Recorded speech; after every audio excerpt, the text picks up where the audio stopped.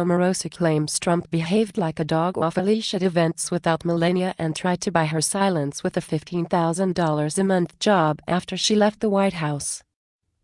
Omarosa Manigault Newman claims President Trump behaved like a dog off a leash at events without Melania and tried to buy her silence after she left the White House with the offer of a $15,000 a month job and a barrage of threats. The accusations are the latest in a series of scandalous claims contained in her new book, Unhinged, set to come out August 14. The White House has already slammed it as riddled with lies and false accusations. In the book, Manigault Newman, who was a contestant on The Apprentice and later served as a senior advisor to the president, paints a picture of Trump as scattered, self-absorbed, misogynistic and insecure. Trump, she said she had concluded after years of defending him, was a bigot. "I didn't want to believe it," she writes. "I rejected what other people said about him because they didn't know him like I did. I had to go through the pain of witnessing his racism with my own eyes and hearing it with my own ears many times until I couldn't deny it any longer." She also claims without evidence that tapes exist of the president using the N-word repeatedly on the reality show's set. She acknowledges she had never been able to obtain or hear the tapes but said 3 unnamed sources had described their contents. Manigault Newman also alleges that allies of the president tried to buy her silence. When she left the White House, she says she was offered $15,000 a month to serve in a senior position on Trump's 2020 re-election campaign.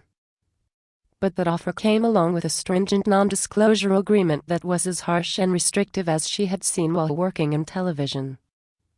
After turning down the job, she said she received a flurry of letters from attorneys representing the president telling her to stay silent about Trump or else.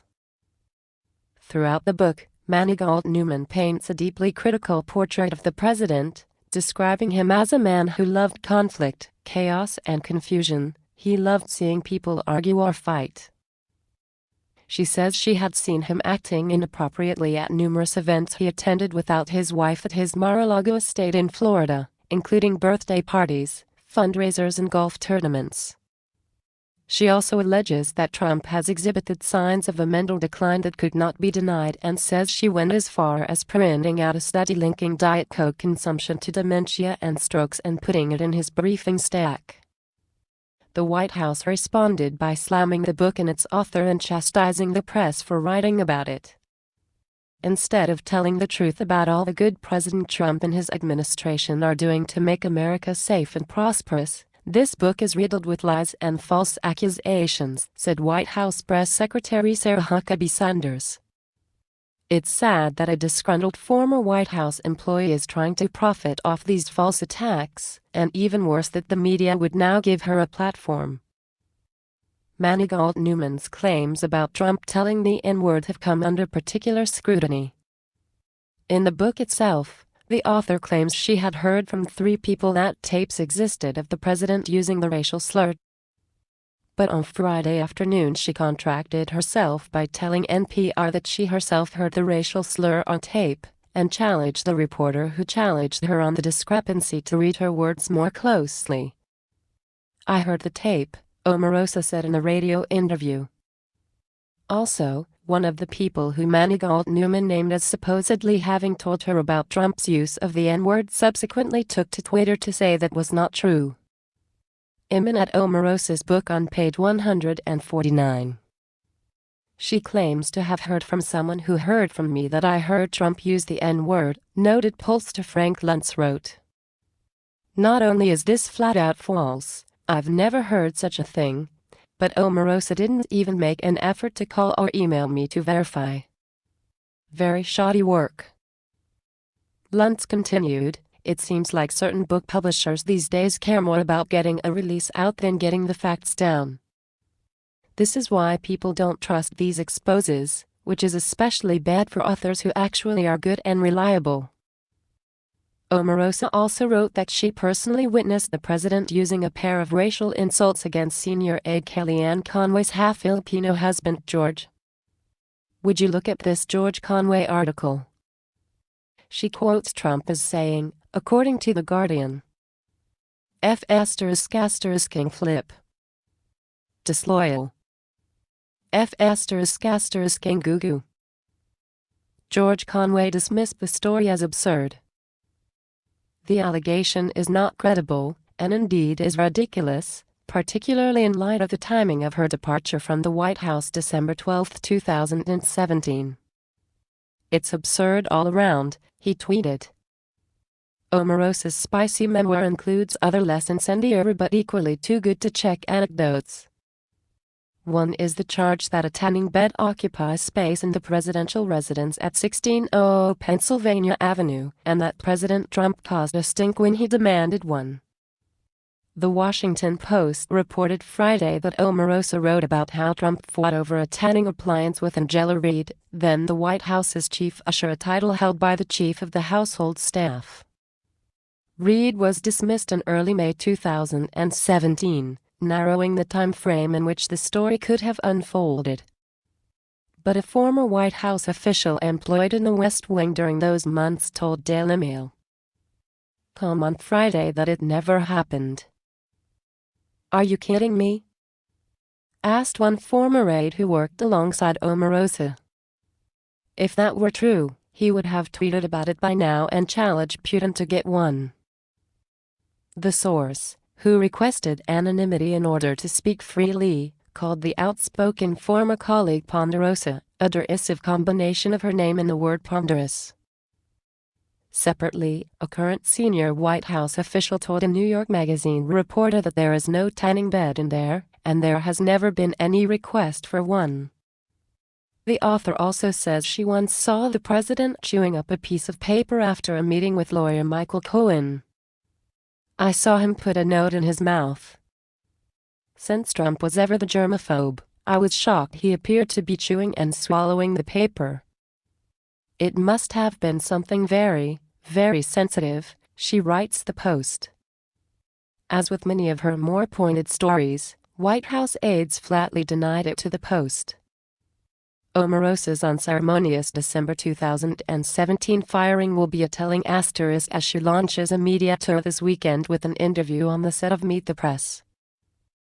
White House Chief of Staff John Kelly threw her overboard after he learned she was using the White House's car service meant for the use of outside VIP guests as a personal pickup and drop-off chauffeur for her daily commute.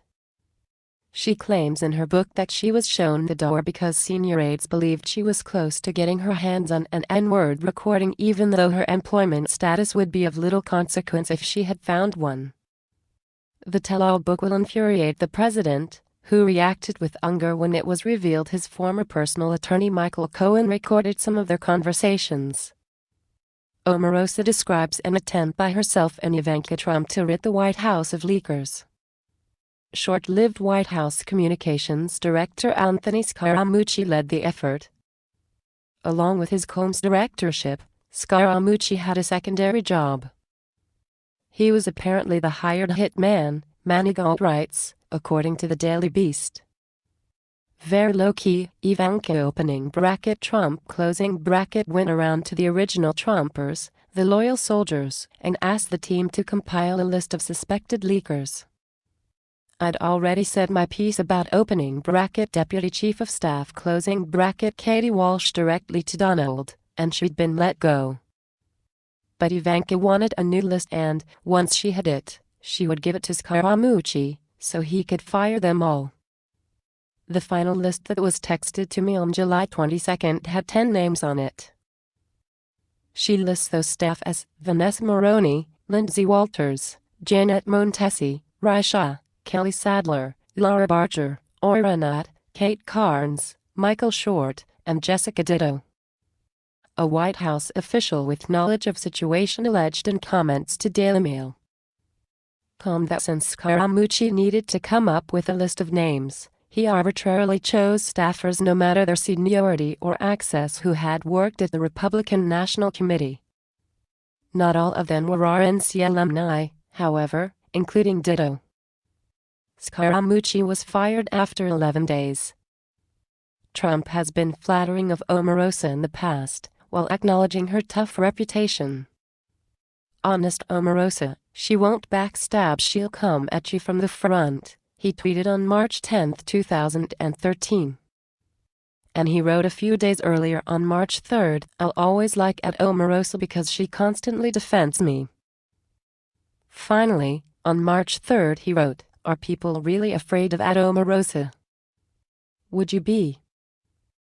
In an exclusive excerpt obtained by Daily Mail. Omarosa, 44, tells of the dread she felt while watching Trump's May 2017 interview with Lester Holt. While watching the interview, I realized that something real and serious was going on in Donald's brain. His mental decline could not be denied, she writes. Many didn't notice it as keenly as I did because I knew him way back when. They thought Trump was being Trump, off the cuff. But I knew something wasn't right. For the Lester Holt interview, I watched it on a small TV in the upper press room. The lower press room was built on top of the old swimming pool and turned into the briefing room by the press secretary's office, she writes. Throughout this erratic and contradictory interview, I kept thinking, oh no. Oh no. This is bad. Donald rambled. He spoke gibberish. He contradicted himself from one sentence to the next.